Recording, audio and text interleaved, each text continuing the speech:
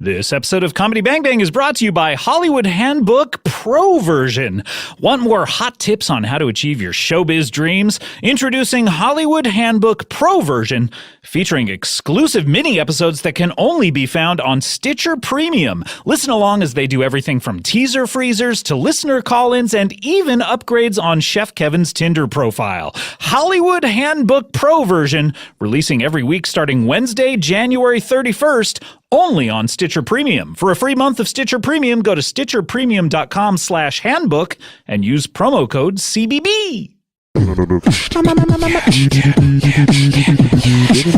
bang bang, comedy bang bang, comedy bang bang, comedy bang bang, comedy bang bang, comedy bang bang, comedy bang bang, comedy bang bang, comedy bang bang, comedy bang bang, comedy bang bang, comedy bang bang, comedy bang bang, comedy bang bang. They say a watched pot never boils, so why do my hands hurt so bad? Welcome to Comedy Bang Bang. Thanks to John Jones. Ooh, John Jones, the Martian Manhunter. Thank you so much to him for that catchphrase submission. I'd like to think it's the real one. Hopefully he's crossed over from Earth 52 or wherever he is over to our Earth. Which Earth are we? I know there's an Earth that's just... Anyway, we're getting way off track. Hello, welcome to Comedy Bang Bang. Scott Aukerman here, your host. And what a show we have for you this week. My God, a little later on the show, we're going to be speaking to a physical therapist. That amazing. Hopefully getting some tips and treats. Tips and treats. What if instead of trick or treat, it was like tips or treats, and you could give people physical therapy tips or treats? I think I'd opt for the former, probably.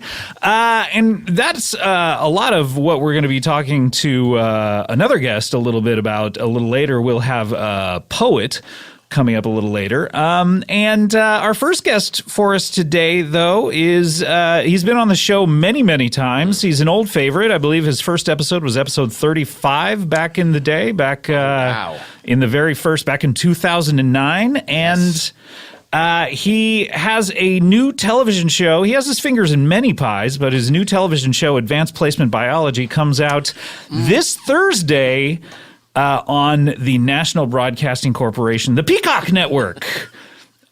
Please welcome back to the show, Patton Oswalt. Hello, Patton. Thank you. Thank you so much. It's so good to be here on CBB. Yes, it is. And we're at the tail end of Janny Danny here. That's right. Sitting here with SA, just jawing away. Have a little CW, chinwag. Just gnawing away at 2018. Boy, we're almost a 12th of the way through of it. Yeah, what do you think of that? Yeah, 1/12 swallowed. Slow pie eating contest. That's how I like to do every year. Do you divvy your pies into 12 slices? How interesting. Weirdly enough, you know the way that Kobayashi dips the hot dog buns in water and then does that my thing, I cut them into 12 slices. 12 slices are the most spear-like, and you can fit them directly down your esophagus. 12 slices are the most like penis-like shape that a pie can be. Yeah, okay. If that works too, I'm very open to that. Look, with me, it's about winning the contest. It's not about judging a lifestyle or anything like that. Patton, welcome back to the show. It's always great to have you here, especially on a wonderful premiere week. Yes. You must look forward to these premiere weeks. Oh, I mean, come on. That's how my life is lived in premiere weeks. How many premiere weeks do you get a year? You know what? I didn't bring my premiere week diary. I keep a diary of all the premieres. An advent calendar? Yeah, it's a reverse advent calendar in which I have you put things into it? Exactly. I put things into it. Each premiere, I take home my limo pass, and I put that right into the little square. Premiere week is very... Is it bad, by the way, that I don't know what a limo pass is? Now I'm like, wait a minute. I just worked on a cheap TV show. Wait, so your limo can get into an event. Oh, okay. Yeah. I know what those are. Sure. It's very, very, it's very exciting, but it's also very nerve-wracking. You know what it's like when you make something and you had a lot of fun doing it, and it was really, really funny, but then something that goes out there and you go, oh, I guess no one. Who knows? Or there's been a couple things that I've worked on that I've walked away from going, oh boy, this is going to be such a shit show. And then it's huge. So what are we talking? Which... Well, there's been a couple of movies that I've punched up that while I was punching up, I'm like, this is going to be so bad. You and I, by the way, we spent a day punching up Looney Tunes Back in Action. Oh, God. Do you recall that? I recall. Here's the moment I recall. Because I recall this moment only because everyone at the table stopped talking and we all kind of looked at each other like, "What?" There's a scene where Tweety Bird, they're in the jungle, and he looks up, and there's all these other Tweety Birds wearing dashikis. Okay, I'm gonna have to take your word for this because I don't recall. And he goes, "I found my woots." And afterwards, people on the table were saying, "Hey, that's a little weird that we're using culturally insensitive." And they go, "Oh, well, what's happening is then because the Tweeties he's looking at, they're all temporarily drawn." Yeah, and he said, the guy doing it said, "Well, no, in Asia, there are all these." There's this thing right now with these Tweety birds, but they're all different colors and different designs. So where that scene is only going to be in the one that's shown in Asia cut. because it's interesting. This toy thing. But I'm like, but do they know that for this they're using kind of an offensive, like in our country, it's a very offensive way to have them go, "I found my woots." He literally said woots, not roots, and we're like, Well, Tweety does have a speech impediment, though. You have to admit that. Come on, that is true. You have to admit that. Yeah. I did get one joke in it. I never watched it, but I caught 10 minutes of it on table. Maybe I got more than one, but you must have gotten. Come on, you were a machine recall. at that table. But I recall there's a part where everyone is on top of an elephant, and you know how in movies.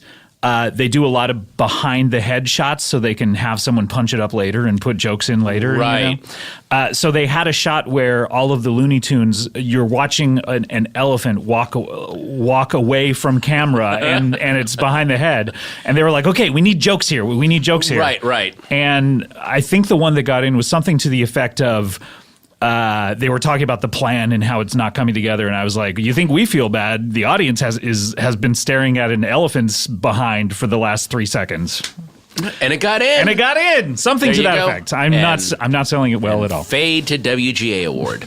Yeah. I did punch up on a movie that I even told the director while we were punching up, like, I think this is just going the wrong way. And then it ended up winning Best Picture in its category. Best Picture, but not Best Picture in the category that it was in. It was an animated movie, and it won Best Picture. I remember saying, "Hey, I think this is going in a really weird," and I was wrong. That was one of those times that I was, and I've since seen the director and said, "Hey, man, wow, really sorry about that, dude. I got that one wrong." Toy Story 2. Ratatouille? I don't know. Yeah. Dude, all through the process. What if you did punch up on Ratatouille? On my own movie? Yeah, I guess in a way, when you're hired to do the voice, don't they sort of expect it? Well, I mean, you've done TV shows. I've done TV shows where I've added jokes and stuff. They kind of like that, you know. You must have done stuff where you're like, what if I said this or this? You know what? I went into an audition. I remember once a fellow friend of ours, a very funny comedian, told me that she would go into an audition and totally change the script. And she's like, because they want me to be, they want me to be funny. And I can't be funny with the jokes that they give me. So half of them are going to be very offended that I changed all the jokes. But the other half will be like, oh, great, she's funnier than the material. Let's hire her. So I did that for one audition, and they just stared at me like, what the fuck are you doing? And I never did it again. Yeah, I did. I guessed it on a half-hour sitcom where I added some stuff, and I was immediately told, do not change a word. Interesting. Not even a punctuation mark. Not even like a punctuation. I'm like, okay. By the way, periods, colons. Yeah, let's keep it above the waistline punctuation. Guys, get it. Although, actually, the colon is above. Is it really? Yes. I don't exactly. Couldn't really be counted on to say exactly where mine is. I'm sorry. I felt a great disturbance in the listener force, as if 1,000 voices yelled out "actually," and then we're actually. Yeah. But then the ding on the microwave went off, and their cup of noodles was done. Thank you for mansplaining to me about the colon. I do appreciate it. Who better? If a doctor were to explain where your colon was, that's mansplaining. That really is mansplaining. Yeah. Come on. Tell me more about AP Bio, because this is a great show. It's, of course, created by our good friend Mike O'Brien, who's been on the show many times. Mike O'Brien, basically, it's a show about it's Glenn Howerton plays a Harvard professor who is disgraced and fired and has to take a job teaching at a high school in Toledo, Ohio. And he is above having to teach it. He hates his students. openly hates the class he has to do. And he's teaching AP Bio, and this is not one of those where the teacher comes in and helps troubled students. These students are all very focused and mature and know where they want to go, and he is basically a toddler. And so they have to try to trick him into teaching them AP Bio. And I'm the principal of the school. I'm so happy to have a published Harvard philosophy professor at my high school that I will kind of do. I describe myself as I'm the guy. There's a lead singer of a band, and I'm the road manager, and we have to just cater to his whims because we really need this guy. So this is almost like an erstwhile sequel to Roadies. It is. Thank you. Cameron Yes, it Crowe's really is. Showtime. An erstwhile sequels to Roadies, and you know what? And this is my revenge because I pitched a show called Amps, and it was the same thing, and he totally stole it from me. I pitched a show called Lamps. Lamps, And Pixar stole that from me. Damn it, Pixar! Oh, man. But yeah, but it's and like all really funny shows like Brooklyn Nine-Nine and The Office and Parks and Rec, there's this little core group of characters. But as the show goes on, they begin building the universe around them. So there's each student kind of ended up getting their, because the students were sort of there just to spit lines during the classroom scenes, but then they realized how funny all these young actors were, and there's an episode where Glenda Howerton dates one of the students' moms. That sexy is it's one of the cringiest written episodes. Mm-hmm. It's hilarious, but it's also like, wow, this is so uncomfortable to watch. And the kid who plays that student, his name is Tucker Abrizzi. Tucker Abrizzi! Hey, welcome back to the show. Is so hilarious in that episode. Oh, wow. It's skin-crawlingly hilarious. That episode is amazing. I remember the table read, we all were like, oh my God. Wow. I can't believe they're going to film this. So you have Glenn Howerton, yourself. Who else is in this show? Paula Pell. Mm-hmm. Great. Great SNL writer and hilarious actress. These three actresses play this trio of teachers, Mary Sohn, Jean Villepique, and Lyric Lewis, and they are they're teachers at the school. They're kind of this little clique, and they also are basically like you kind of suspected about your teachers. They're kind of they're basically adolescents, even though they're teaching kids. They have little things, and then there's one character. He was only in the pilot. This coach, and one of the writers read him at the pilot because they hadn't cast him yet, and this writer was so hilarious. And now I'm blanking on his name, and they ended up writing this coach.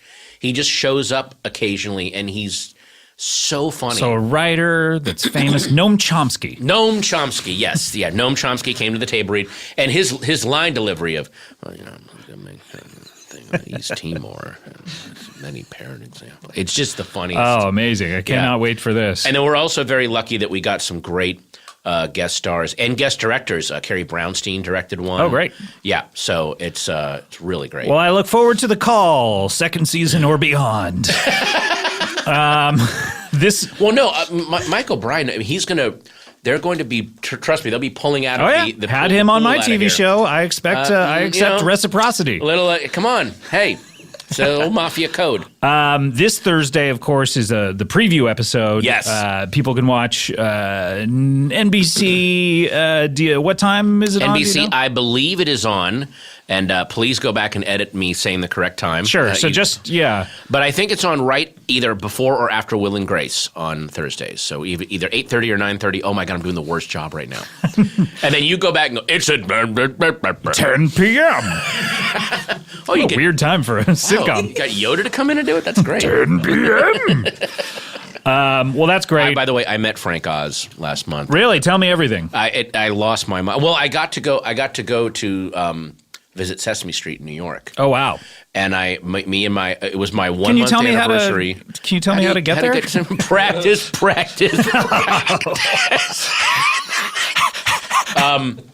We walked onto the set, and my wife spontaneously burst into tears. And then there was a prop person who immediately handed her a box. Property department handed her a box of tissues, and she was like, "Oh, thanks." She goes, "Every single time people walk on, they start crying. Even if you're not she just spontaneously in here. It happens all the time. Amazing. It's because it's Sesame Street. Yeah, it's Sesame Street.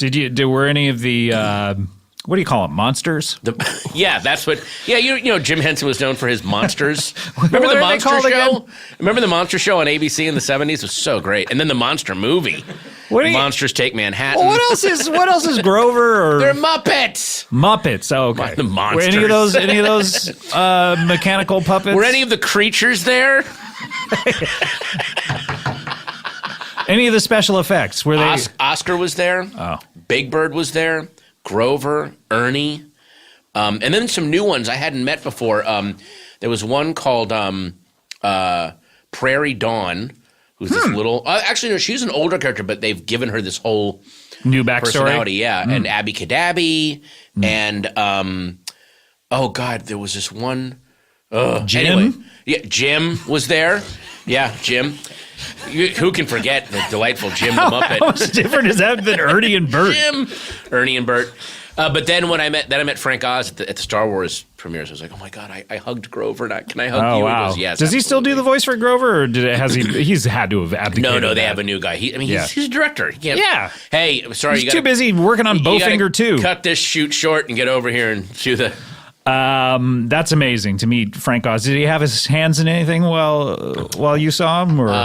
In my heart. Oh. Deep in my heart. Real? Okay. Wait, going up through the colon? Which is where? Which is, yeah. Well, that's fantastic. AP Bio this Thursday preview, and then March 1st is the premiere on NBC. We do want to get to our next guest here. This is very exciting. He's a poet. Patton, you're a fan of the arts, correct? Oh my gosh, are you kidding? Both dramatic, Try to keep me away from him. The art of poetry is one that I'm not too familiar with the basics or the structure of that, but he is a poet, and this is interesting. He's been on the show before, it seems.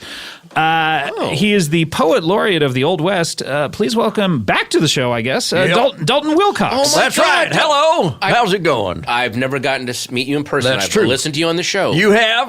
Indeed I have. Well, now- you must be a great admirer of my various works. Now that you walk into the light, I do recognize you. Yes, you have been on the show before. Yeah, I've been on the show a few times before. That's right, I'm yeah. very insulted to hear that you don't, and also confused. It doesn't make sense to me how Well, you it's been forget several me. hundred episodes. I talked to so many people. Yeah, but you don't forget the poet laureate of the West. And by the way, I'm not the poet laureate of the Old West. I'm So not sorry. a goddamn time traveler, son of a bitch. I'm a poet laureate of the West. I'm so sorry. The West. The present West. The present, of course, And the present. perhaps West. the Yeah. future. Absolutely the future. A lot of people have tried to take me down from that position. Have poet they? laureate. Yeah, you better believe I it. didn't know it was like a King of the Mountain thing. It sure as hell is. You have to defend your title as poet laureate of the West at every goddamn hoedown and poetry gathering and And chili some sort cook-off. of slam, like an Eminem kind of lose yourself type situation? Did you come up in like an 8 Mile kind of situation? I don't know what you're talking about. I came up on thousands of acres of range out there on the range. And but yeah, I've never,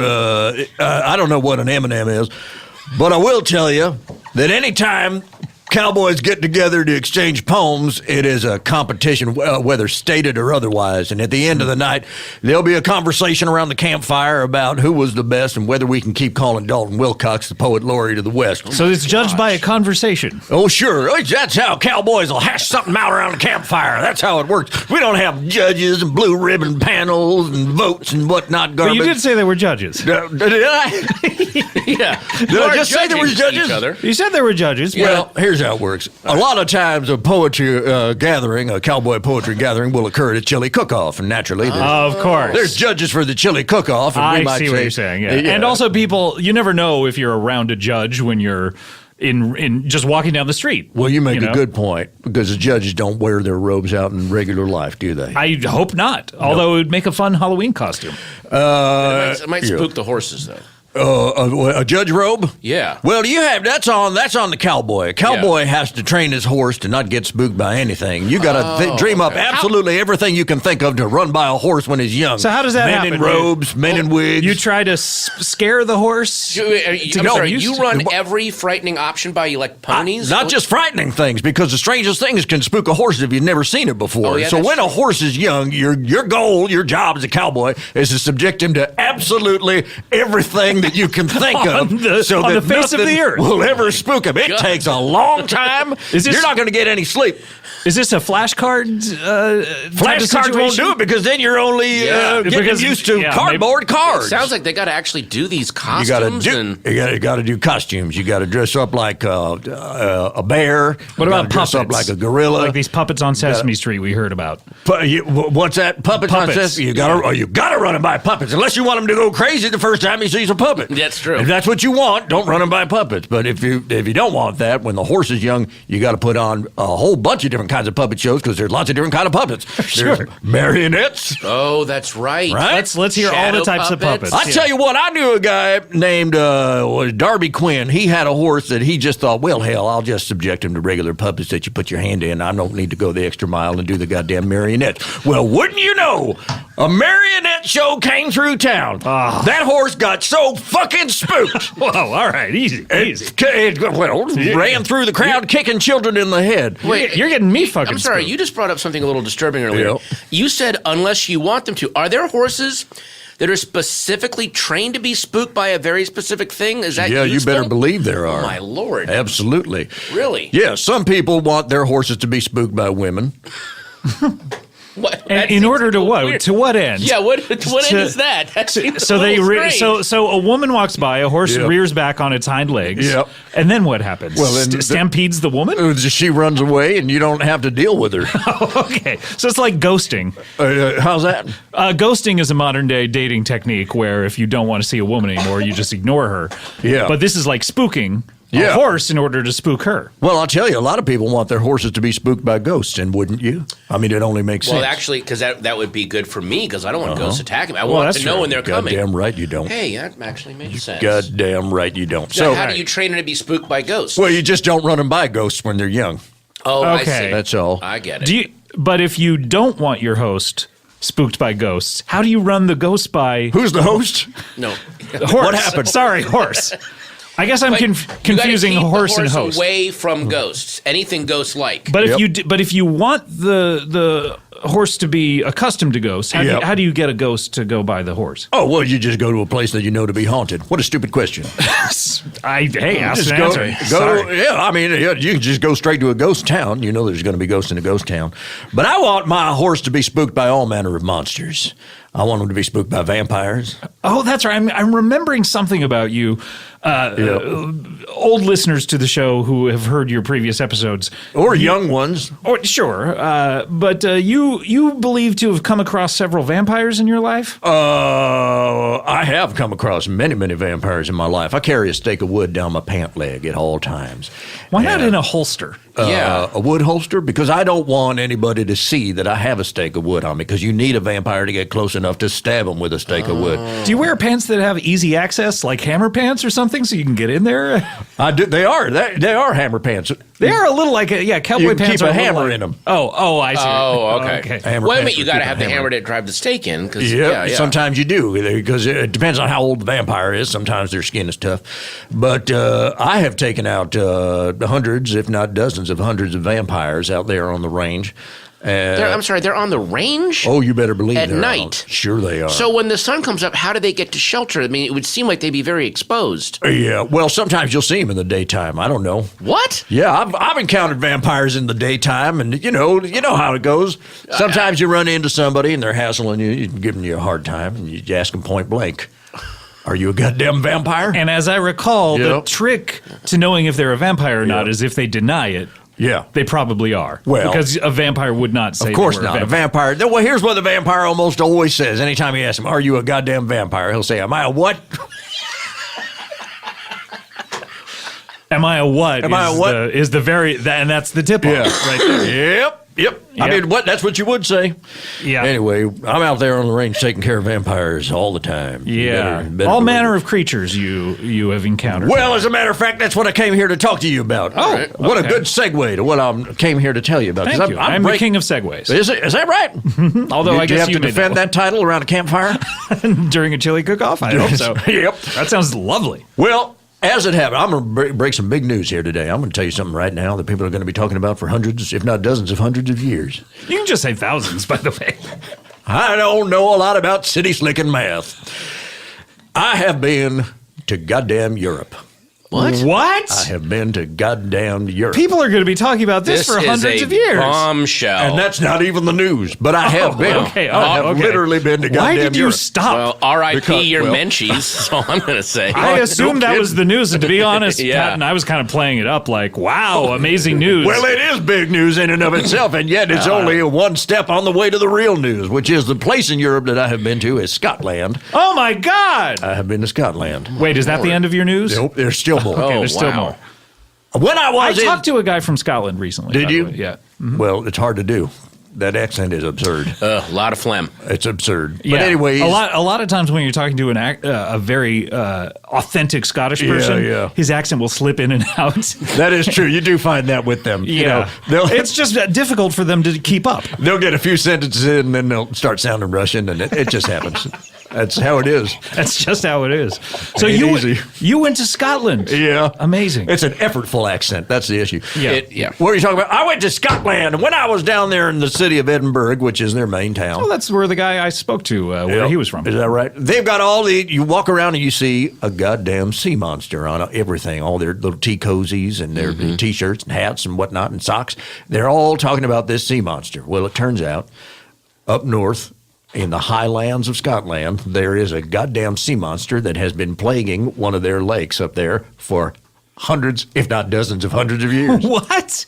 Wait, is this the Loch Ness That's the monster? one! That's the You one. heard about it. I've heard about the Loch Ness monster, yes. And they have so capitulated to this fucking monster that they literally put him on their merchandise and they celebrate this goddamn monster that is terrorizing the people of Scotland. Wow. And that is how afeared they are and how oppressed they are by this monster that they've turned him into some kind of a goddamn national totem. Almost as if they're worshiping it. Oh, in a yeah, way. precise. That's exactly what it feels like. You're worshiping a goddamn animal because they don't want to make him mad. Fucking sea monster. Yeah. You think Dalton Wilcox is going to put up with that shit? I would assume I'm that gonna you say would not. no. Yeah. Hell no! I went up there to Loch Ness. Was that the purpose of your visit, or what? Or were you on a pleasure visit? I was there to spread my cowboy poetry at the Edinburgh Festival. Oh, I didn't realize you did a show up there. Oh, that's right. I performed cowboy poetry up there. And, Wait, were yep. you there the whole month of August? No, I don't. Okay. I did. Why? Why do you ask that? Maybe I shouldn't bring this up. No, well, I went to the Autry Museum of Western Heritage a couple Sundays Here ago. in They Los do Angeles. Here in Los Angeles, they do a kids another chuck wagon day. cowboy. Well, it's all and well they Phony had cowboy. a kids chuck wagon activity on Sunday and a cowboy poetry festival. And all the classic cowboy poets, were there. Ditch Licker Johnson, Jimmy and Everett. Turkey Creek Leslie. Oh, yeah. and well, I mean, the Ditch Licker classic. Fucking Ditch Turkey Licker. Creek. Well, Ditch Licker Johnson went up and did a poem, and it was quite the barn buster. And at the end, he said, "And you're not going to hear any gibberish about Scottish lake monsters today." And the crowd went, like, all the other poets were like, "Yeah!" It felt like Really? And now that you're telling me this felt story, like- because everyone's it like, felt "What like is he an talking inside about?" joke that it you felt were- like this weird jab, and now are you like? Who said that? Ditch Licker Johnson. Ditch Licker Johnson said that, and it just. And I the don't whole know. and the whole crowd went wild. Well, the crowd laughed, but all the other poets were like, "Whoa, Right, oh!" right. It just feels like I don't know. Is this? Are you on the outs with the? with the Did cowboy this poet trip community. cause some problems or? Gentlemen, I'm sorry to tell you that what we've just learned is that Dick Licker Johnson is a fucking vampire. Oh no! What? No. That is the only possible explanation. I don't. Jesus. Please He's a don't go goddamn looking for vampire. Ditch Licker Yeah, Johnson. Believe to me. put a stake in his heart. Believe me, I'm going to go looking for Ditch Licker Johnson. Okay. You better believe it. All right, well- save the country from. But they were. It sounds like he was making some references to your Scotland trip. Like Yeah. it was- well, it may be. what happened? You were up there doing some shows. I went up there, yeah, Right. and then I went up north after the shows were done to take care of that goddamn Loch Ness monster Had situation. you been plotting your plan for a little while? Yeah, or- I've been making a plan. Right. And I've been reading a lot about the monster and trying to figure out his movements and reading everything I could because they've been talking about that monster for a long time. in the newspaper Yeah. or in Or I've books? been reading newspaper accounts and book accounts and what the monks said up there. There's some monks up there who've seen that monster a number of times. How odd. I read the accounts of the monks. And what I learned was that monster will pick his head up over the water from time to time, and then they'll go looking for him with sophisticated equipment, and they won't find him. He will not be in the lake. So they'll visualize his head. They'll see him. They'll make visual contact from time to time. And yet when they plunge their sonar devices into the lake, it is not to there. be found. What do you... Well, what do you think explains that? Well, I figured it out, but let's see if you can. Okay, let's go. Okay, let's go through. I'm a man of science, so let's see. It's only a head on a stick, and there's like a little diver, an aquatic diver who's poking it above, almost like these puppets that Patton saw. It's intriguing. Good guess, but no. Oh, okay. Incorrect. That's not the explanation for why the monster is there sometimes, but other times is not. There's a big hole. Yeah, there's an underground tunnel that goes somewhere else. That's like the subway system. Yes. Great theory. A lot of people believe that, but they've checked it out. There's no goddamn tunnel. Well, are you about ready to give up? I've heard of holes in the earth, but holes in lakes? Holes in lakes. Yeah, holes in the earth. By the way, I think are you referring to my most famous poem? I don't recall. Yeah, what was your poem about? I have my most famous poem, That Lonesome Cowboy, is a poem about fucking a hole in the ground. Oh, right. Yeah, I sort of remember something about it. Go listen to Dalton's previous episode. Yeah, and I just want to say a beautiful compliment to the people of Scotland. Your country is so damp that the holes in the ground are perfect. Oh. Anyway. Shout out to Scotland. Scotland. Great job. Well, folks, here's the explanation for why the Loch Ness Monster is sometimes there and sometimes not. The Loch Ness Monster is a goddamn shapeshifter. What? Wait, whoa. That's what it is.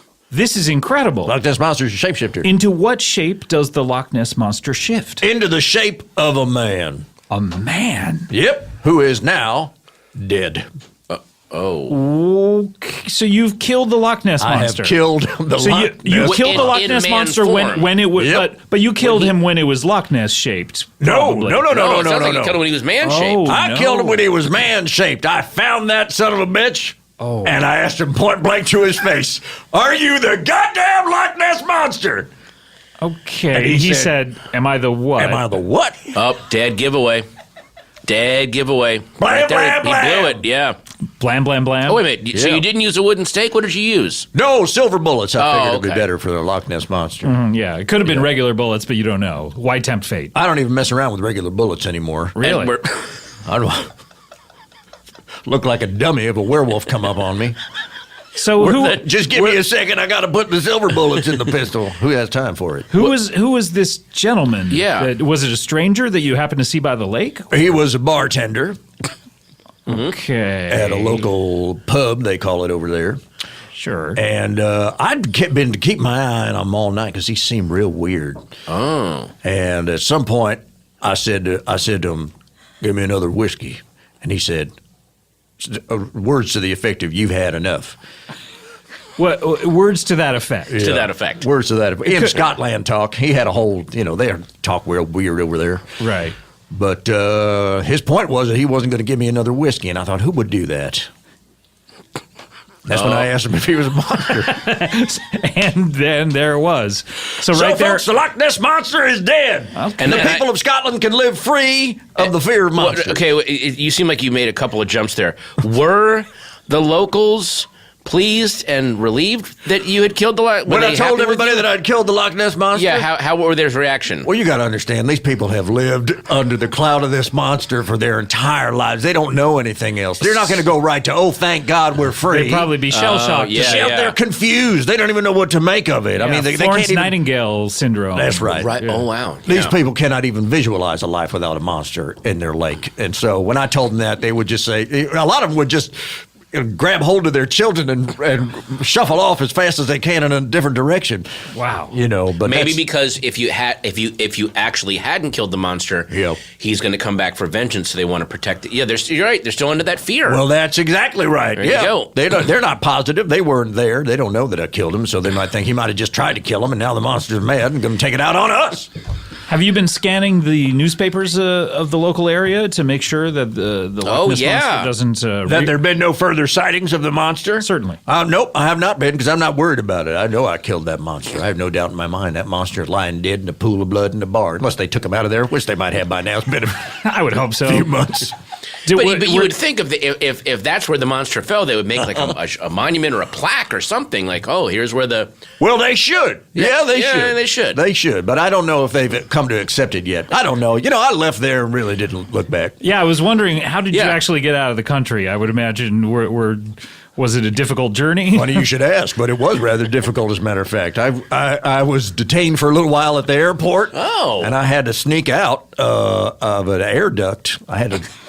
I keep a small screwdriver on me, and I had to open up in your pants, in your hammer pants. In my hammer, I keep a hammer and a screwdriver in my hammer pants, and I had to unscrew the grate there and escape through the air conditioning duct. And they really got to watch out for those grates. Yeah, people at they the should do that. Yeah, they should be a little more careful there. Yeah, but you were able to get on a plane safely. Well, it's a long story, but I had to take a boat over to Amsterdam, and I had to hook up a different passport. But I'm home, and it's good to be here.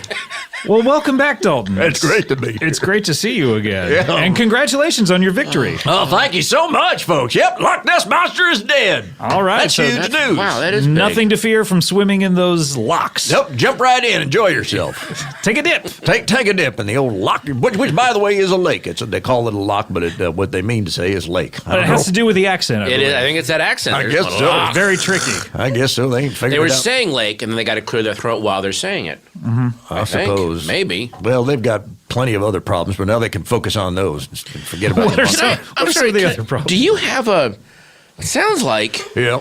Do you have like a monster killing bucket list or something? I mean, vampires, and you've gone up to Loch Ness Monster? Our friend Gary Marshall, he would hunt down the world's great monsters like Bigfoot and... And he's passed on now, but maybe he's passed the torch to you. Oh, did he leave you his list? Well, I never even thought about doing it that way. I was just thinking about monsters that were coming up to me and causing me problems, such as vampires and mummies and Frankensteins. I've had a number of...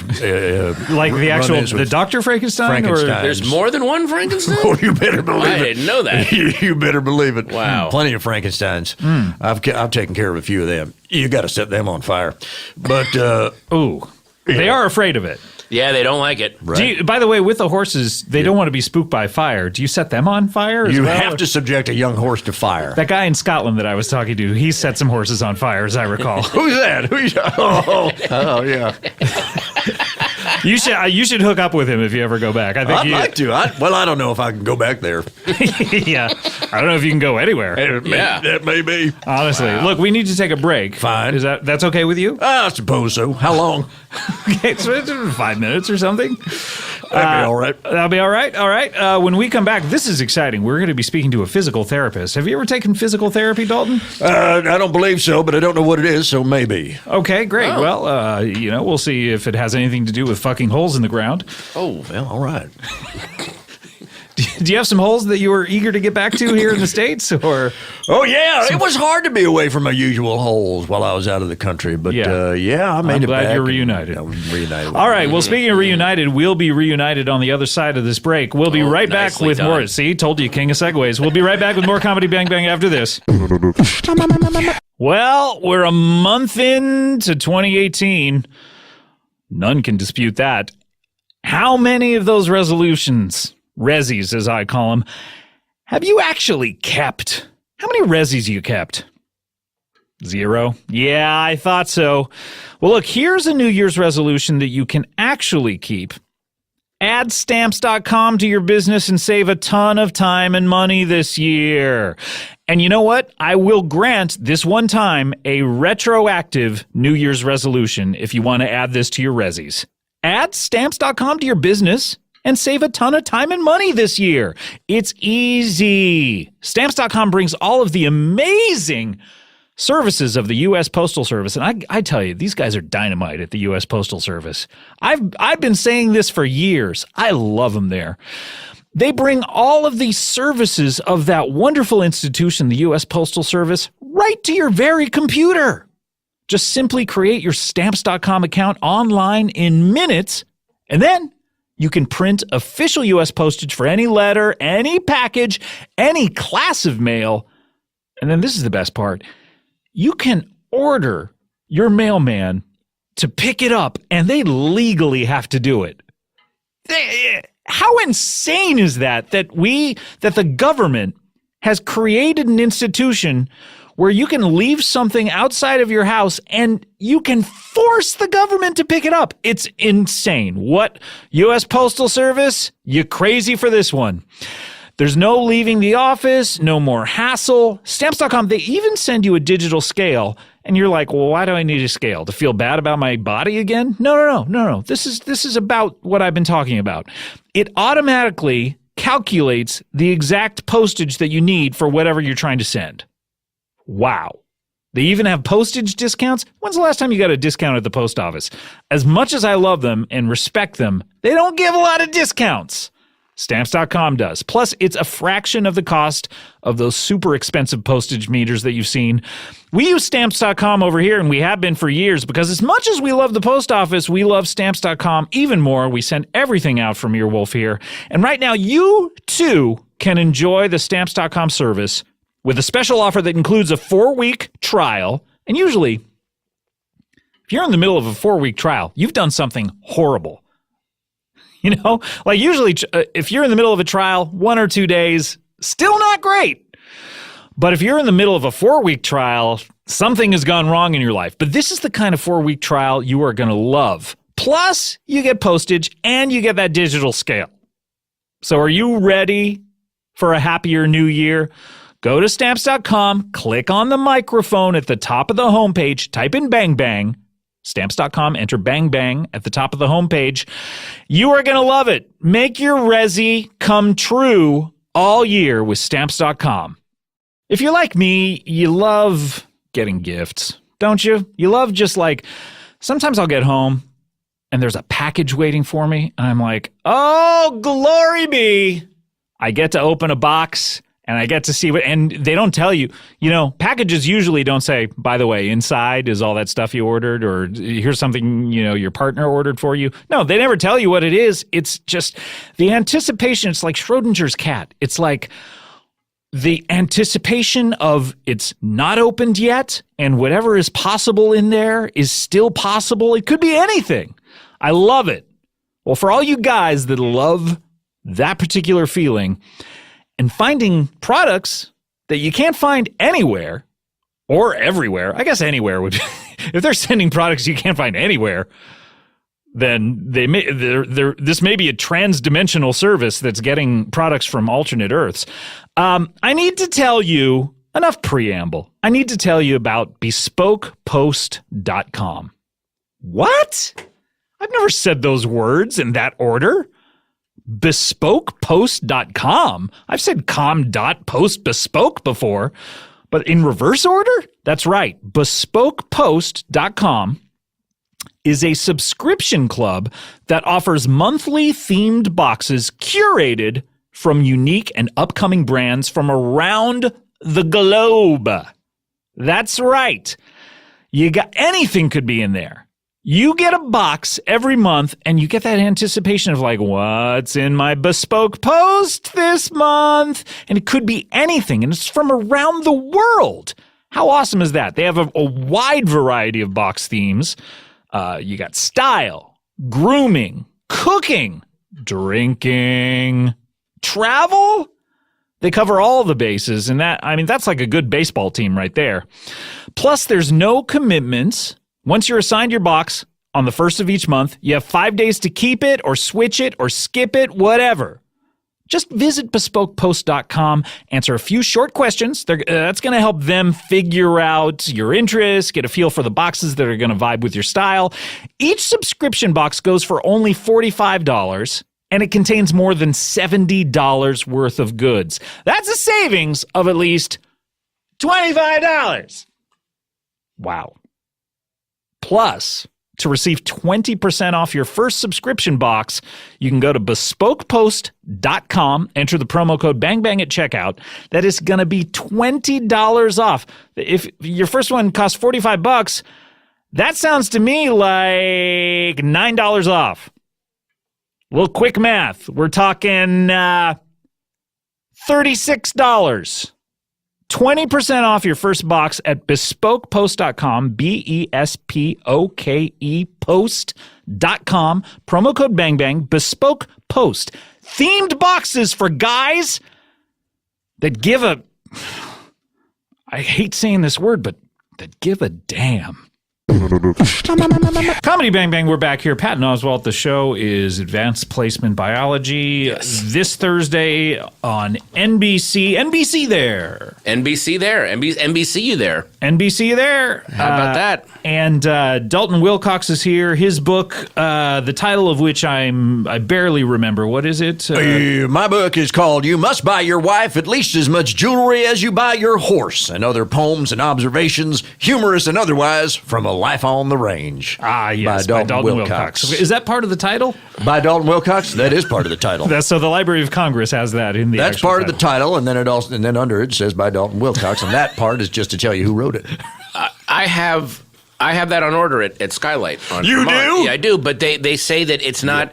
Yeah. Is it self-published? I've heard this a number of times. Yeah, there's a great deal of confusion out there. They can't find it right now. But it is on order. You made me mad. They can't find Don't take it. No. I've heard that before. It comes down to incompetent book publishing. No. And by the way, Skylight is not. There are no vampires working there. No werewolves. No imps. No no creatures. I'm just telling you. Well, we'll find out. I don't think you need to. Check that out. I've heard that before. A lot of people have a hard time getting their hands on the book. And that makes me real mad. I can't even find it at B. Dalton. That's where you would think. Dalton. It's not at B. Dalton. Where is it going to be? Yeah, where the fuck is it going to be? Right? You could Borders, Walden Books. Yeah, I can't find it at any of those places. Right. Can't find it. It ought to be in poetry. It ought to be in the poetry section, and it ought to be just current events in the cowboy section or the current events section. Mm-hmm. Sure, you should buy at least 3 so you can put 1 in each section. There you go. Yep. It's partly a cookbook. Oh, really? Yeah. There's recipes in there. A lot of recipes in there for chili. And there's about 80 pages for you to write your own recipes. How many pages is this book again? Roughly 400 pages. Oh, okay. Well, all right.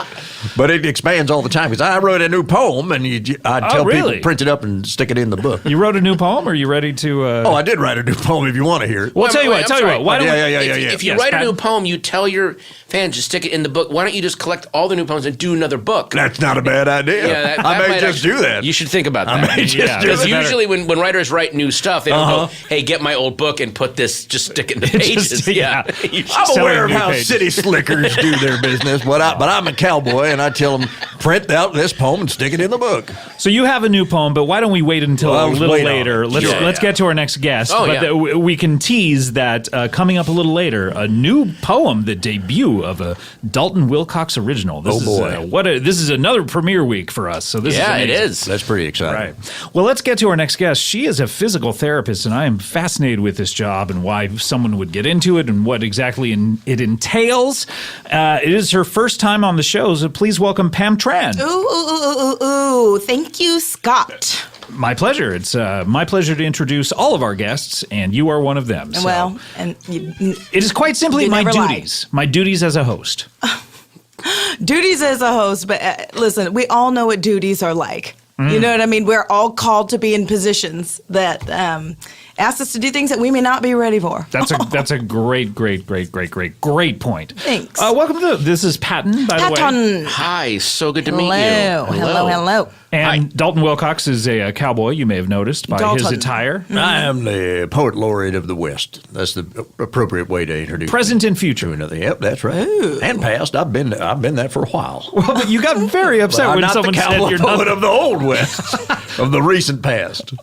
That older West. Yeah. What is a physical therapist? Well, I'll tell you. All right. That is usually a wounded healer. A wounded healer, someone who has gone through some sort of trauma, come back on the other side of it, become a healer. That's the first part. Wait, you got wounded first? Oh, badly, Patton. Oh my God. You've been you were wounded in what way? By an assailant or? Oh gosh, well, it depends how you look at it, I guess. Okay. I went with my niece to a county fair, and that sounds fun. Chili cook-off there? There was a chili cook-off there. Was there any sort of poetry competition? Poetry throwdown? Oh, I think there was, but it wasn't well attended, is what I remember. remember about yeah. it. Well, and that couldn't have been cowboy poetry. Oh. Because it is the most popular art form in the United States currently. All right. Not this one. Okay, so it was, which fair was it? The Orange County Fair, you said? Or- No. Oh, It sorry. was a county fair in. Just a county fair. It was a county fair in the Midwest, and it was in a parking lot. And I'm a sucker for them. Yeah, prime fair territory. Oh, yeah. Absolutely. Yeah. You're going to sell the Christmas trees on one side. On the other side, you're going to find the fair. Anyhow, I get there and I'm with my niece. She's excited. I trip on a grate. You trip on a grate, on the floor? Just on the floor. It's not well Ground, secured. I guess. Sure. Yeah. But I guess it was for some sort of ventilation. I go to reach for my niece. I fall directly down.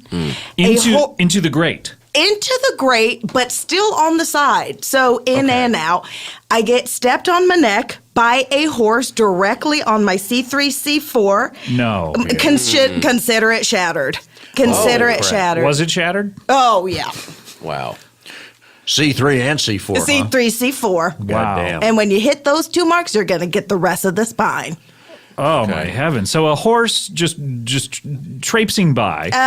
It's not his fault. No, certainly. Now, And- that's a horse that in its youth was conditioned to not being spooked by walking over people. Yeah, exactly. And Right. there you go. Unfortunately for you, but Yeah. Yep. Rough for the stuff. horse and the rider of that horse, probably good for him or her. They had an easy passage across your neck. So that's a terrible situation. So your whole spine is out of commish. It was a mess. But then I went to an excellent doctor, and she got me into this thing called physical therapy. And it's just a series of exercises that retrain the muscles. But while I was there, I got greedy.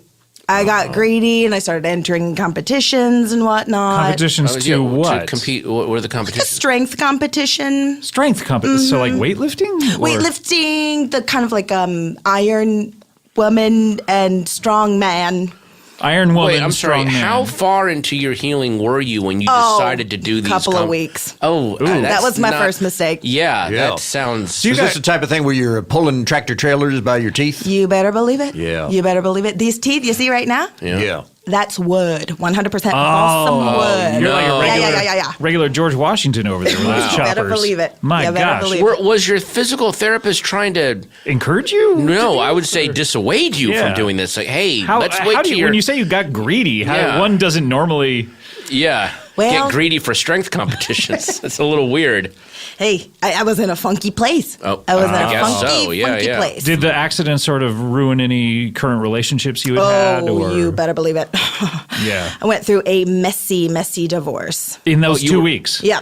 In those 2 weeks. In those 2 weeks, he That said, is I quick. can't handle it. How soon What, after... what, the- what couldn't he handle? You being wounded or you doing strength competitions? I think that a little bit of both. A little bit of both. But I wow. also think sometimes when you see someone hurting that you love, it hurts you more than you even being hurt. I guess that's a theory. I don't That's know. a charitable view. My physical, Yeah. therapist, my physical therapist did mention that. Because it sounds like it hurt pretty bad to be stepped on your neck. Oh, it for a hurt so horse. bad, but this is where I got greedy. I said, while I'm getting these adjustments, why not get a couple additive surgeries? So I got my veins done. What do you mean by So that? You're what? Got my varicose veins done. What do they do to your veins? Yeah, what do they do? Well, what I heard from my doctor is that veins are redundant. So, you don't need all of them. You don't need veins. You don't need all of them. I didn't know you. How many veins do you need? Because there's a lot of them in there. Tons of them. Exactly. You don't Yeah. need, I'm going to There's- say half. There's hundreds, if not dozens I'm sorry, of hundreds you of had veins. half your veins removed. I wish I could say that, Patton, but it was a good 98. Good 98. 98%? 98%? of your 98% veins. vein gone. What veins do you have left? See this one by my eye? Okay. That one? Oh, yeah, that one's Yeah. throbbing. I Yeah. think it's overworked. That's Doing right. a lot of work. It's powering all the blood Wow. Oh, yeah. to your head and whatnot. Yeah. That's and the then the only other one? one in the vein, in the neck. So you got 2 veins. What'd you do with the others? Yeah. Oh, God, I don't remember. I think either they were donated to some sort of girls' charity Okay. where they take the veins and they sew them into like little bracelets that you put Oh, like yeah, a vein lacquer on. bracelets. Yeah. Yeah. Yep. They're so sweet. That is horrific. Oh. That is ghoulish. All how you look at it. That's true. Well, let me ask you this. If a vampire was to try to bite you, he'd have a hard time figuring out where to land. I think he'd go right for that eye one right there, don't you think? I suppose so. Yeah, there's two ways of looking at it. That's like a giant green you light cut down right on a there. lot of his options, but then again, he knows it's obvious. Just right where to go. Yeah. Well, this might I don't surprise know. you fellas, but I have been with a vampire. What do you mean by that? What? I have been with a vampire. Been with a vampire? When you say with, what does that mean? I think you know, Patton. okay. I think you know. Sexually? Obviously. But then again, it's a case of getting greedy. Because as Okay. we all know, vampires have extremely large penises, as we know from television shows. I don't think that's ever been covered. That's in No, any- it never been a definitely thing has. about vampires. I've never remembered that that. they're extremely There's physically. the Afraid of Garlic. Yeah, Yeah. afraid of garlic. There's the sunlight crosses, thing. the sunlight thing. The- I don't yeah. think penises ever came up. Giving Dalton Wilcox a hard time. Yep, that's true. Sure. Yep, always. Hey, I'm sorry. You seem to, no offense, your memory seems to be a little spotty. But did the horse stepping on you? Because there seems to be a lot of, and the next thing I knew, or I don't remember what my did thing the horse like get a part of the brain at all? Yeah, or- yeah. Was there some memory loss? Because you seem to go right to strength. Then, oh my God, I'm divorced. Oh, I And only then have I'm one with a vein. vampire. And also, your doctor seems a little sketchy. No offense. Ooh, ouch, ouch, ouch, ouch, ouch. Oh, not good. That Sorry. hurts me because I care for my physical therapist. Oh, I'm sorry then. Thus- I didn't Is mean your to- physical therapist a vampire? Dalton, Yep, my physical therapist is a vampire. I'll take care of it. But she cares. Yeah, Pam and it cares sounds for- like the This- physical they're therapist is friendly. trying to help her. Oh, yeah, but don't get fooled by a vampire that appears to be helpful. Oh, If They've I had all- a nickel. They've all got to go. So your physical therapist is a person with a really big penis who considers himself to be a vampire. Yeah. well, what kind of physical therapy did your therapist have you do to recover from? What did you have specific exercises you had to do, or what were some of those? Well, do you know that thing where, like a traction thing where you basically want to hang upside down? Oh, yeah. So that you get a lot of. So This sounds like more vampire stuff to me. Yeah, that's This is like very you know, vampire. like a bat turns into a bat, hangs Right. upside down. I don't know. Oh God! Of course, you would jump right to that conclusion. Dalton, No. you have your hands down your hammer pants right now, and I want to know if it's because you're reaching for your wooden stake or some other reason. Well, there's three reasons I got my hands down my pants, but one of them is a wooden stake. Okay, I don't want to know the other two. So what is this? What is this person's name? Your physical trainer? Your Chris. Chris. Okay. That's all I need. He's got brown hair and nice eyes. Wow, there's some bonus I'll find him. information for you. So you hook yourself up with Chris. Oh boy. Really big penis, hangs upside down, vampire, and he gets you into these strength competitions. He encouraged me right away. He said, "You know what? You may have atrophied from the waist down, but From the waist will." down. Sometimes those veins when you cut them. Oh yeah, you're not getting the blood pumping to your Yeah, legs. yeah. Not good. Your legs, by the way, seem to be blue, and you're wearing short shorts. By the way, Yeah. Very odd choice. Yeah. Clear short shorts. yeah. They're bright blue and spindly. Yeah. Those legs. Yeah. Oh yeah, I like to shine like a Jewish Christmas light. That's a nice attitude to have. That is a good attitude. Is that a saying that you you. picked up from physical therapy? Shine like a Jewish Christmas light? That is what Chris would always say. Really? And I'm like, okay, Yeah. there is nothing I cannot do. Yeah. And all you got to do is visualize shining like a Jewish Christmas light. So you I'm not familiar with Jewish Christmas, by the way. oh yeah, it's a special kind of Christmas that gonna is look celebrated into it. here in Los Angeles. Yeah, it sounds right. So did you win any of the competitions? Yeah, surprisingly, I did. Really? I did. Yeah, they were specialized. So there would be like competitions for women with vaginal mesh, which I am one. Oh, okay, I'm a You card-carrying Wait, member.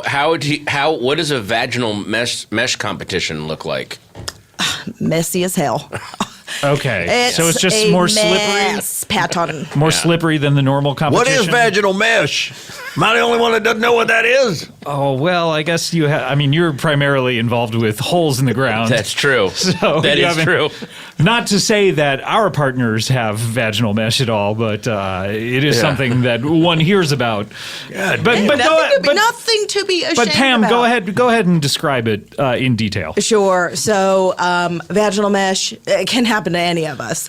Sure. That sort of. Well, not any of us, but yeah, okay. Yeah. Well, But it's not an indictment upon a woman. No, it's not. Absolutely not. Absolutely not. And I think you can read my T-shirt.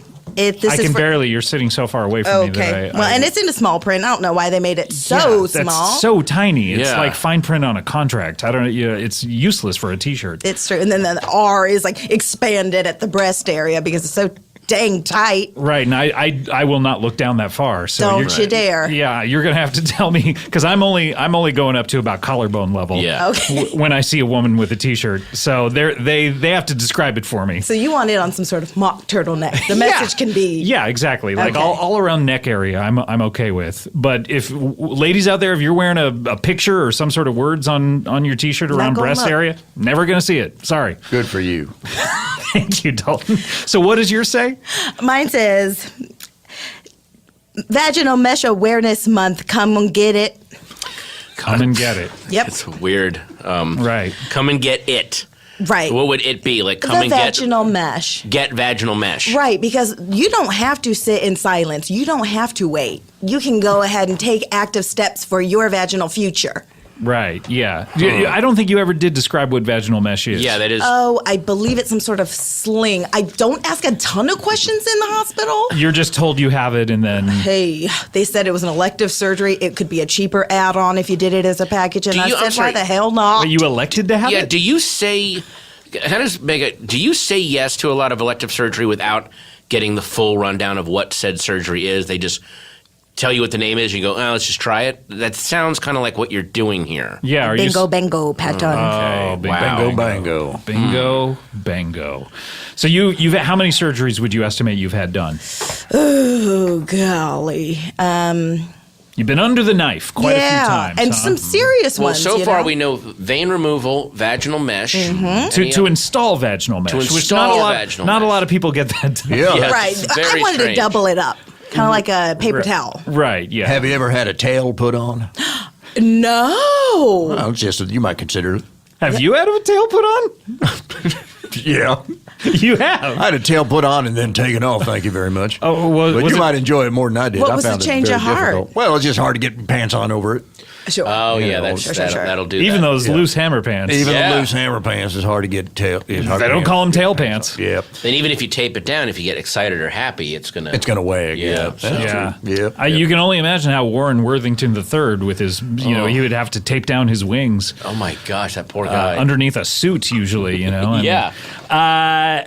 So you had your tail taken off after how many hours? Oh, 15 years. 50. Wait, it seemed like it was. Yeah, you seemed like it was an instant hassle, and you kept it on for 15 years. Well, yeah, it's expensive. Believe me, they're not dumb. It costs twice as much to get it taken off as it does. I see. Smart. So I put it off, but yeah, it's gone now. Thank God. Yeah.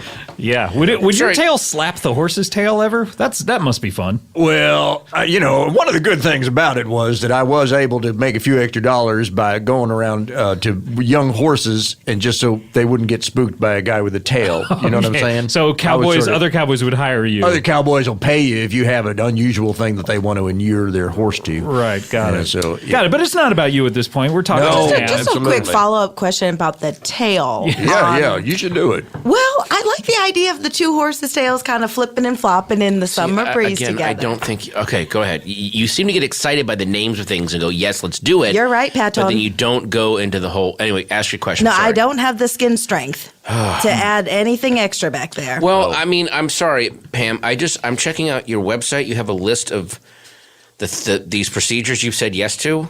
Yeah. Really? What's the website called? I want to send people there, by the way. Pam Tran's website is...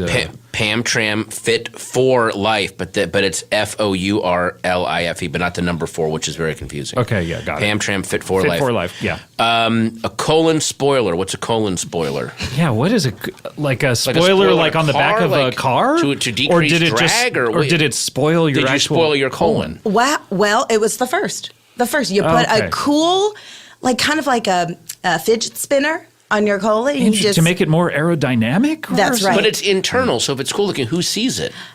Maybe a doctor friend. Oh, okay. Dr. Friend. Wait, is this your friend? You're the vampire friend? I got a lot of friends, Scott. Oh, okay. But is it specifically your one vampire friend? Yeah. Okay, sure. Yeah. All right. So what else is on there that Then you have uni nostril.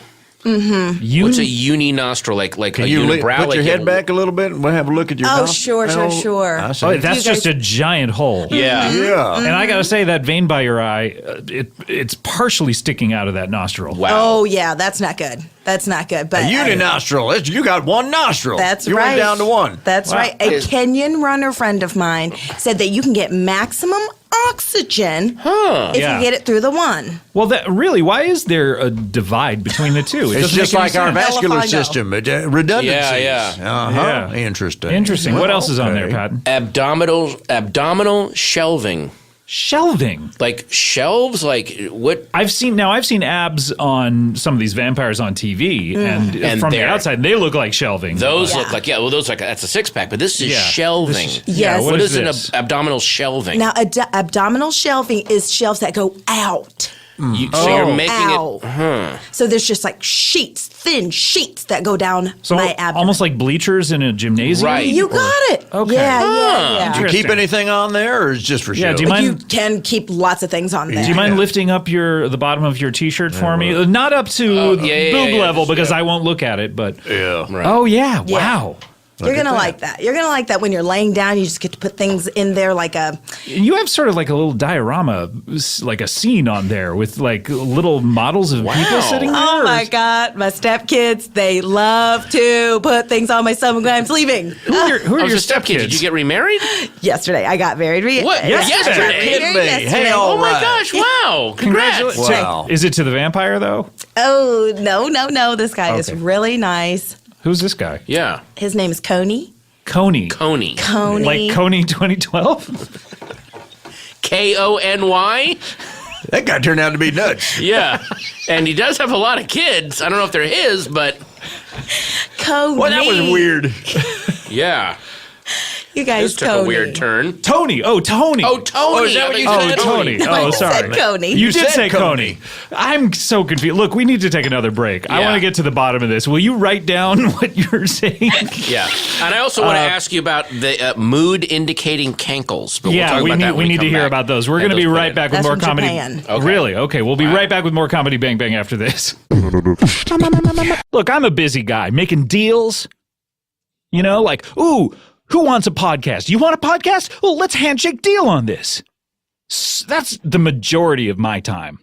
Making handshake deals about podcasts. Realistically, I don't have time to go to the grocery store, let alone research recipes. And I haven't even begun to get into spending hours and hours and hours cooking. I don't have time for this. I'm making handshake deals on new podcasts. And who among us has time to do any of those things? None of you, I bet. Right? But Daily Harvest lets me eat vegetables without having to think about eating vegetables. Look, this is a big problem. How many times have you eaten a vegetable and all you can think of is like, it's like, you know, when Charlie Brown is aware of his tongue, like all he can think about is like, I have a tongue. You know? Like, have you ever eaten vegetables and you're just like, I'm eating a vegetable? And you focus on it and you can't think of anything else? It's a big problem. Well, Daily Harvest has finally solved it.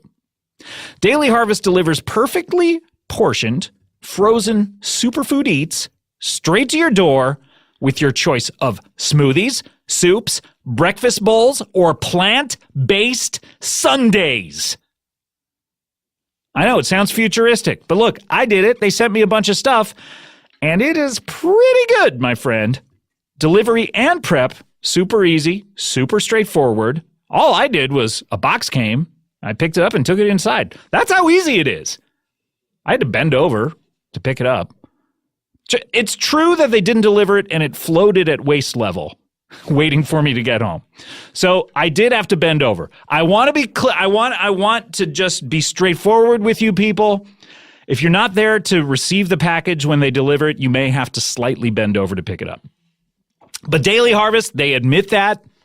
They're fine with it. And then when you get to preparing each cup, it's insanely easy. All you do is you store your Daily Harvest cups in the freezer until you're ready to make one. Yeah. I know what you're saying. Yeah, that sounds like anything we put in the freezer. You put it in there until you're ready. Yeah, I get it. But no, when you're ready to make it, you just add water or coconut or almond milk, and then you blend it or you heat it. You go vroom vroom or bing bing. Either way, whatever you want to do. Smoothies, they take 30 seconds. Soups, ready in 5 minutes. Things like overnight oats can literally, and when I say this, I mean literally be made in your sleep. All of Daily Harvest produce is organic, unrefined, and it looks as good as it tastes. You can actually see all of the ingredients in the cup. When they sent these to me, on the side of the cup, it lists every single thing that's in there, and it is quite a litany of interesting-looking food. Daily Harvest is the fastest, most convenient way to up your fruit and vegetable intake. Go to daily-harvest.com, dailyharvest.com, daily-harvest.com, and enter the promo code BANGBANG. You're going to get 3 items for free in your first box. That's promo code BANGBANG for 3 free Daily Harvest cups at daily-harvest.com. daily-harvest.com. Comedy Bang Bang, we're back here. Patton Oswalt, AP Bio, this Thursday, NBC. Make sure you watch it. Mike O'Brien, of course, very funny dude from Saturday Night Live, and the Comedy Bang Bang podcast that you're listening to. He's been on several times, as well as the TV show. We also have Dalton Wilcox, who you were on the Comedy Bang Bang TV show once, weren't you? Yes, that's right, I was. That's where I remember you from. I saw a 0% spike in book sales after doing that. But were you at 0 before? Well, it was hard to measure. So it kind of flatlined. Basically, yeah. Okay, yeah. People should know that if they're thinking about going on that TV show. It's not going to move your book sales. Yeah. Okay. Well, it's kind of over now as well. So well, good. Oh, wow. Wow, that's all right. Little bitter. We also have Pam Tran, who is a physical therapist, which we haven't talked about at all, but she also has undergone more surgeries than you could shake a stick at. Wow. Has anyone tried shaking sticks at your surgeries, by the way? Oh, sure. Has anyone ever tried shaking sticks at horses? Oh, absolutely. That's one of the first things you do. Oh, really? When they're just a baby colt? As soon as a foal, what'd you say, colt? Is that as soon as the horse comes out of the mother, you shake a stick at him. Yeah. One of the first things. Have you been around a lot of horse births?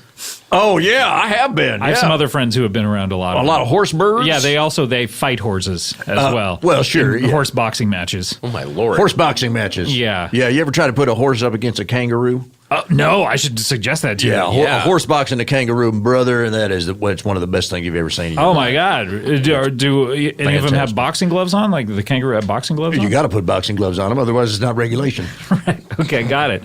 Now, Pam, before the break, we were talking about your surgeries. Mm-hmm. You've had a lot of them. Mm-hmm. You've had more than your share. Sure. You're raising the national averages of surgeries per person, I would think, just by your lonesome. What is the weirdest modification that you have, would you say? I feel like all of them are necessary in some sort of way.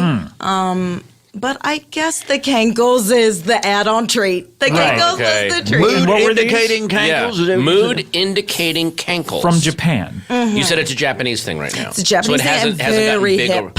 Oh, really? Very hip. No pun intended, because it's lower than the hips. But I think... Right? I mean, I didn't know where the colon was, so. Yeah. No pun intended or perceived. Yeah. Or really wanted. Thank you, Dalton. You're welcome. And then the last one here, propeller rectum. Mm-hmm. Propeller rectum. I'm trying to imagine that. That sounds Russian. Is it like...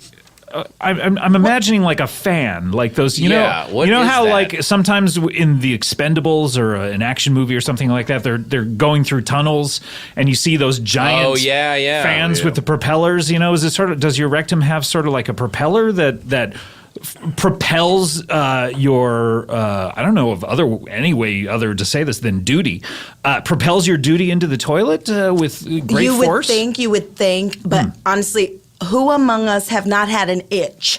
And that's what that's there for. It's not to help propel the duty. So the propeller's not always going. You can decide when it goes. You can decide, kind of like a Six Flag fan that you might hold with your family. You're going to take that little piece off. Sure. Put it in your rectum. Is there a switch to it that turns it on and off? It's a remote. You're not really? going to want to lose a remote. No. Take it from me. How far can it go to reach an itch? Is it only itches within the rectum? Oh, it's pretty stationary. What is your so- question, Dalton? The propeller exists to scratch an itch? Yeah. Is that what it exists for? Inside the rectum, I guess? Inside the rectum. Is that where it's scratching these itches? Right. And you want to know how far it goes? No, I was just envisioning that it can maybe it extends out Inspector Gadget style and go anywhere on your body and scratch itches wherever, but it just happens to be kept in the rectum. But I guess I'm wrong. That's a No. fanciful notion. That's fair. Yeah, no. Actually, mine came out a little too hard and just shredded a pair of my favorite jeans. Oh, well. Oh, Shredded the bottom right out. That's so Too annoying. bad. That's why you don't want to lose the remote because the stepkids got them. They're playing with it. They're like, no. Mommy, I really want to play with your rectum remote. And Guys, please, one at a time. Where do you get Wait, the money for you're all okay these? with it, but one at a time? Just too many of them were playing. I like order. Right. okay. Scott. How do you get the money for all these procedures? It sounds like it's awfully expensive. I don't know if you've ever heard of this. It's called GoFundMe. Oh, really? GoFundMe. I have heard of that. Yeah. Yeah. And it's where your friends can GoFund me. So do you actually put the real story of what you want funded, or do you have cover stories? Oh, yeah. No, I'm transparent. I put it straight out You are, there. by the way, your legs are almost transparent. Yeah. Right? Oh, Without yeah. the veins, Without there's the just veins, no that- blood is going. That's how you know it's working. Yeah. That's great. So you just put it out there, and your friends are willing to support your lifestyle? Oh, they love it. They're like, Pamela, you are so brave. And, again, I wasn't asked. I didn't ask for this life, but I was called to it. So, Yeah. So you're saying these procedures have improved the quality of your life, you would say? oh my God. Really? Yes. That's how I got with Coney. Now, you Coney. wrote it down for me, by the way, before the break, and it is spelled. Your handwriting is as tiny as the writing on your shirt, so Well. I can't quite make this out. How is this spelled? Coney? Mm-hmm. No, but how is it spelled? Okay. It's KCONEE. KCONE. Am I pronouncing that right? Mm-hmm. Okay, got it. So Coney, but it's just pronounced Coney. Yeah. Coney. And where did you meet Coney? Oh my goodness. He is a bit of a romantic. He was romantic even in the meeting of him. Oh, as a person. Yes, his essence is romantic. Wow. Yeah. So there is a bridge in Elmhurst where I'm from. And he was just walking The around. Elmhurst Bridge. Elmhurst Bridge, a lot of suicides, lots of suicides there. Okay.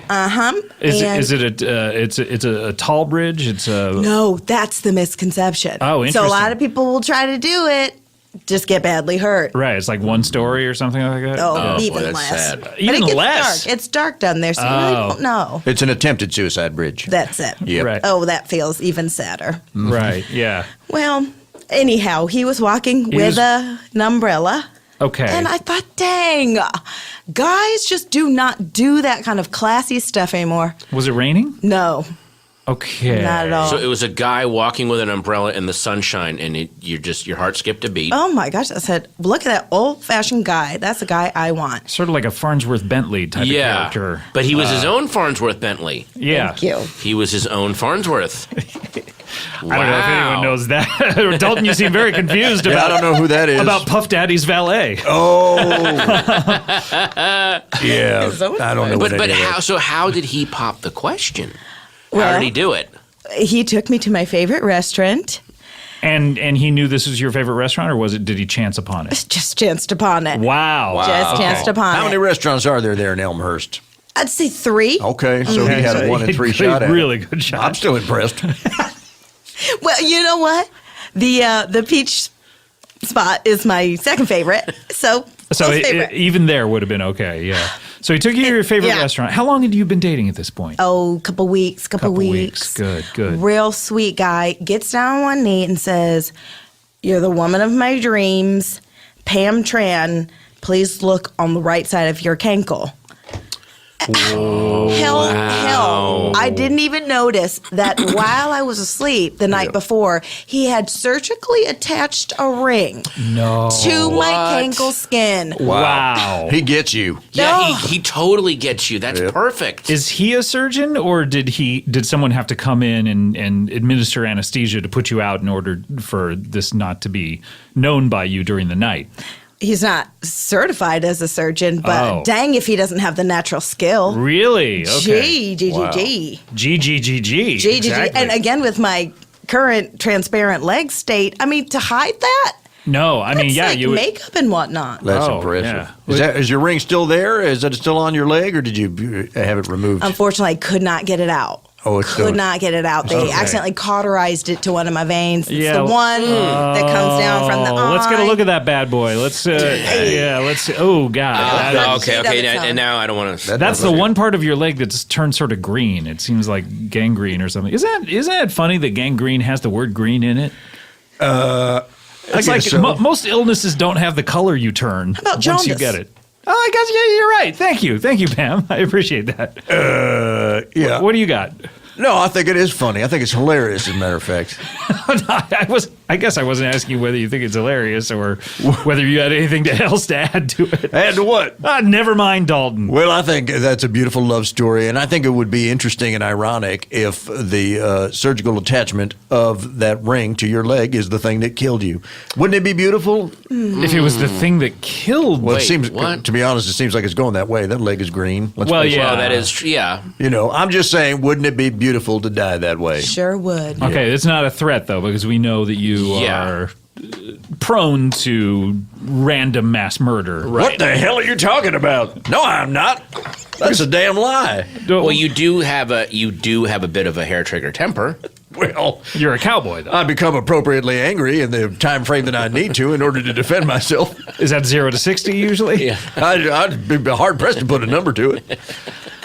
Well, my gosh. You know what? I think you did just get married yesterday? Yes. And you're on your honeymoon, I would imagine? Well, out here in Los Angeles? Or yeah. We're going to see the sights. What are you going to see? Yeah, where's he going to take you? Oh, a place called Rodeo Drive. Rodeo Drive. It's not. There's no rodeo. I've been through that. That was the first place I went. Rodeo Drive. Let's go. Where's the chili cook-off that around must have been these so parts? disappointing I was for you. furious. Yeah. Did you just punch a Kardashian? I don't know what I punched, but it didn't like it. Well, good for you. Welcome to Los Angeles, and I hope that you have many more years of happiness, Pam. Oh my goodness, thank you, Scott. And at some point, you'll have to come back and talk to us about physical therapy because I realize we never got to it, but we're short on time. But I did want to leave time for Dalton's new poem. Oh yeah, here we go. This is exciting, and perhaps it can be a love benediction just in time for your wedding. Yeah, I think it works. It works that way, basically. And this is a poem I've been working on for several months. So it's really perfect. It's perfect. Okay. This poem is called "I Have Been to Goddamned Europe."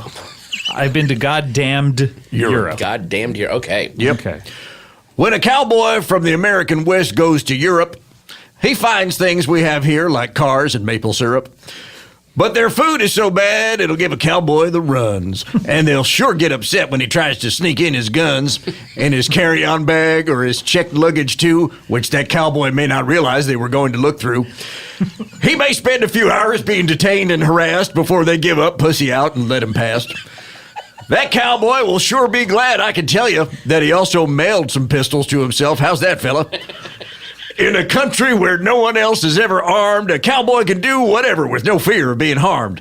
He can take what he wants, or who he wants, in fact, and no one will criticize the way that he acts. He can shoot lots of people, quite a few. That's just something a cowboy needs to do. So Europe is awful and stupid and weird, but a cowboy can go there without being afeared of not being able to shoot people. Oh, wow, Dalton. Thank you. That's a classic. So listeners at home, type that up, put it in your book. You got to type it up and put it into your copy of your book. Yes, I hope you work out whatever problems you're having with the Autry so you can show up to the next Chuck Wagon kick, because that was I wish my daughter could have heard that. Who was it? Bootlick? No, who was it? Ditch Licker Johnson. Ditch Licker Johnson, yeah. And Turkey Creek Leslie. Yeah, I'm afraid they may they're not be. They're throwing a lot of shade. They may not be long for this world. The two of them had just better settle their affairs. LegalZoom.com can help them with that. All right, we are out of time. We just have time for one last thing on the show, and that's a little something called plugs.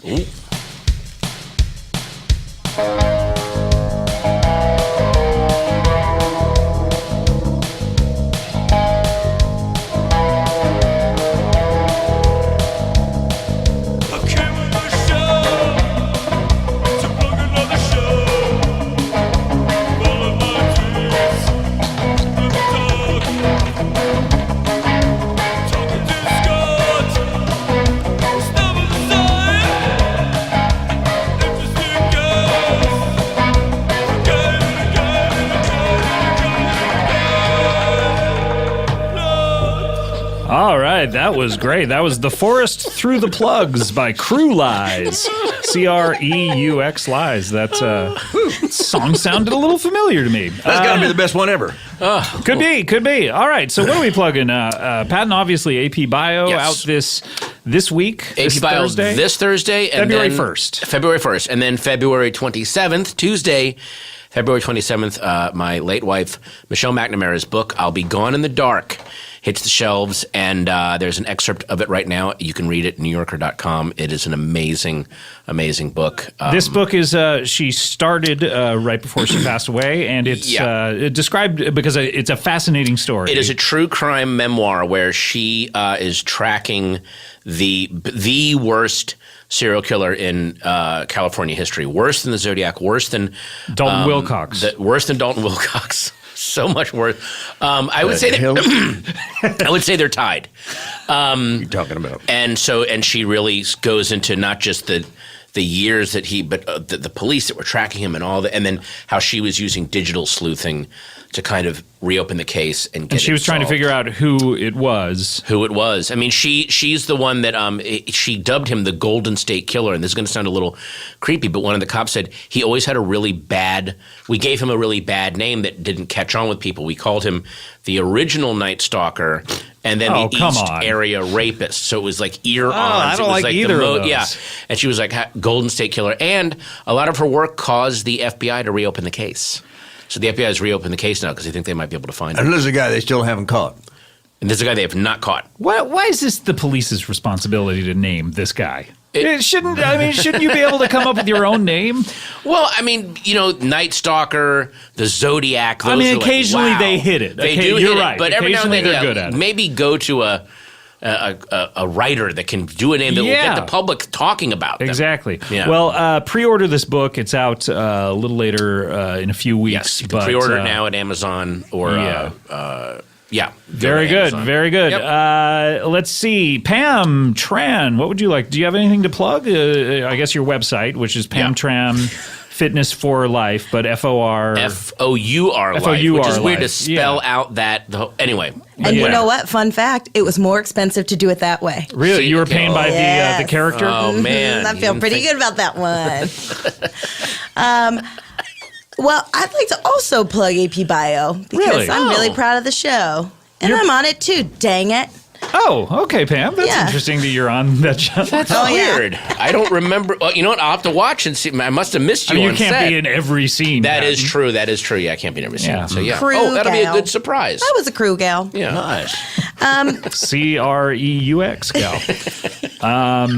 So AP Bio, obviously out this Thursday, February 1st. And then March 1st, everywhere is the real run. And then I want to plug the Comedy Bang Bang TV show. Go check it out on Netflix. If you're in the U.S., all 5 seasons are on there. And if you're in another country like England and Australia, you only got 3. And I can do nothing about it, so stop asking me. All right. Maybe we'll send Dalton over there to set that right. Yes. Go to those, I might head over there because I do want to take a look at their Jekyll and Hyde situation. Oh, boy. Dalton, do you want to plug something? I will be appearing at the Great San Antonio Chili Cook-Off and Cowboy Poetry Hoedown, defending my title as always. Wow. And I just heard you talk about, what'd you say, pre-order on Amazon? Pre-order on Amazon. Try that with my book. You must buy your wife at least as much jewelry as you buy your horse, and other poems and observations, humorous and otherwise, from a life on the range by Dalton Wilcox, Dalton Wilcox. Dalton Wilcox, yes, of course. I never heard of pre-order on Amazon before, but give it a whirl. Yeah. Give it a whirl. I mean, it would definitely be a post-order at this point. But, post-order it on Amazon. Which, by the way, there's 80 blank pages in there. Why did someone have to type up your new poems on separate pages and put them in? Just type them on those pages. How are you going to fit a whole goddamn 400-page book in your typewriter? That is true. That's a good point. You know what? He's right. Yep. All right. I've tried it. Let's close up the old plug bag. Whoa, what a bag. It's time to open it. It's time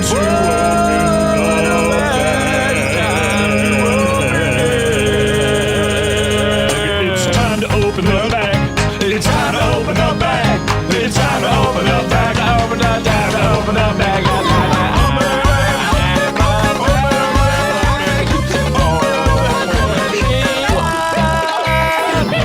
All right. right. Thanks so much for that. That was the remix, of course, by Eastman Presser, I believe. Of course. Thanks for that. And guys, that's it. I want to thank our guest, Patton. Always great to see you. Thank you so much.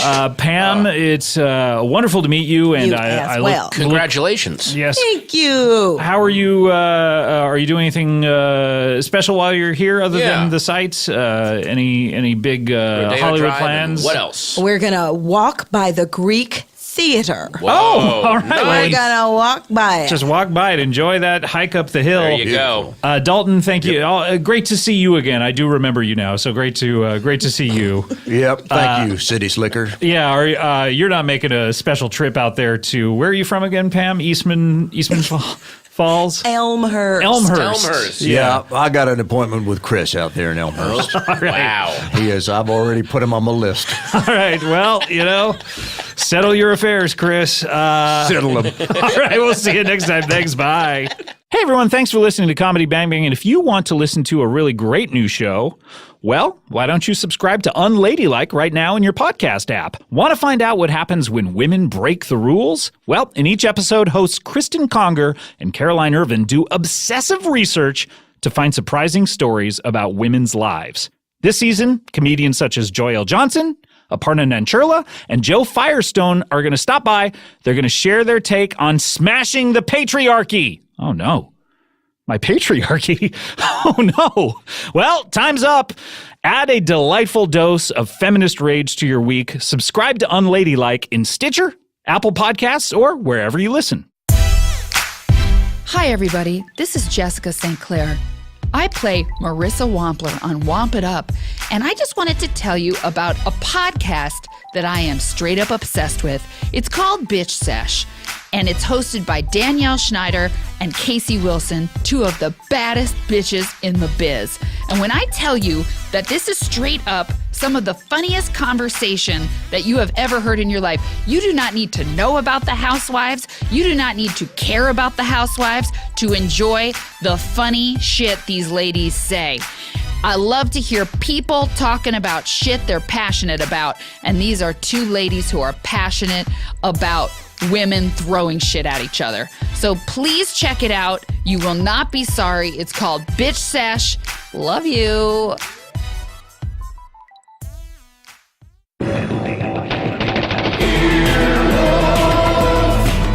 This has been an Earwolf production. Executive produced by Scott Aukerman, Chris Bannon, and Colin Anderson. For more information and content, visit earwolf.com.